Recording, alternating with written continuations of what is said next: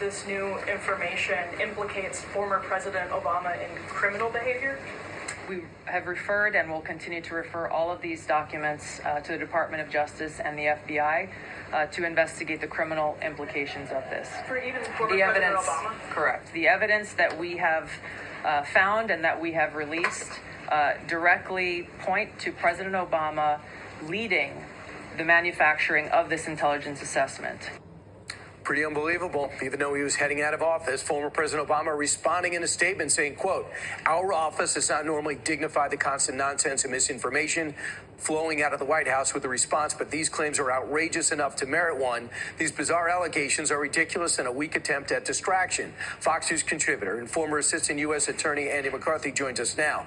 But yet, the former president was involved in trying to find out the role that Russia played and suddenly was interested in the role of possible collusion with the Trump campaign. Yeah, well, Brian, I don't think that's a new disclosure or a new revelation. I wrote a book about this 8 years ago called Ball of Collusion, which laid this out.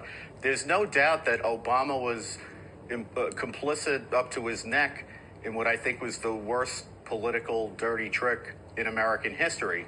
The issue narrowly is whether there's any crime that comes out of that under circumstances where, even President Trump spent all of 2024 telling people that presidents have to have complete immunity from prosecution, and this all happened 9 years ago. True. And you got the statute of limitations. Got it. A couple of things I think that people should understand, and I think what the DNI is hoping for people to understand, is that the thought of Russia hacking our election was something that was being investigated since 2014, before Donald Trump was even running. And when they looked at what he did, they didn't infiltrate and make any significant infiltration to the election.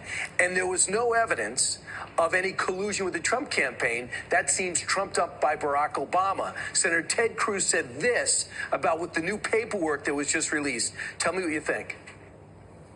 December 8th, Obama's presidential daily briefing. Here's what it said, quote, "We assess that Russian and criminal actors did not impact recent U.S. election results by conducting malicious cyber activities against election infrastructure." So all the way up to December 8th, over and over and over again, they say, no Russia, no Russia, no Russia. Well, December 9th should be And he's in the midst of a scandal. He's not. And he's taking...